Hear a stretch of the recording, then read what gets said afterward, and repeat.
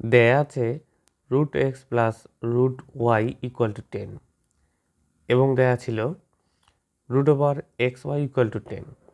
তো আমরা এই মানটিকে বর্গ করে দেব, উভয় পাশে বর্গ করলাম।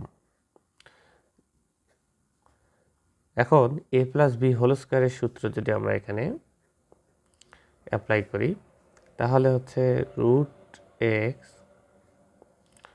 Square plus 2 into √x into √y 2ab plus আমাদের b হচ্ছে √y b স্কয়ার মানে হোল স্কয়ার হবে এটা ইকুয়াল টু 100। 10 এর স্কয়ার করলে 100।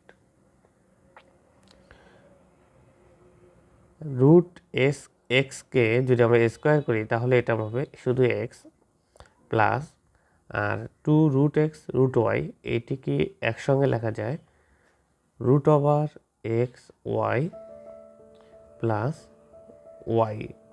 রুট আর স্কয়ার কাটা যাবে, y থাকবে, এটিকে হবে 100। এখন আমাদের √xy এর মান দেয়া আছে, তাহলে আমরা x আর y কে একসঙ্গে করি। তাহলে x প্লাস y আর এখানে থাকতেছে আমাদের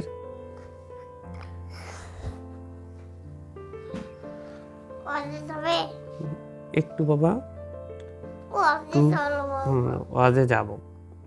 এই √xy এর মান হচ্ছে আমাদের 10 আর এদিকে থাকলো 100। তাহলে x প্লাস y এর মান হবে কত? এখানে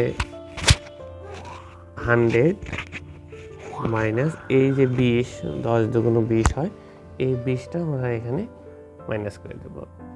তাহলে আমাদের x প্লাস y এর মান হবে 80।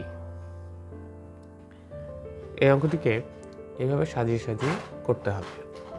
ধন্যবাদ সকলকে।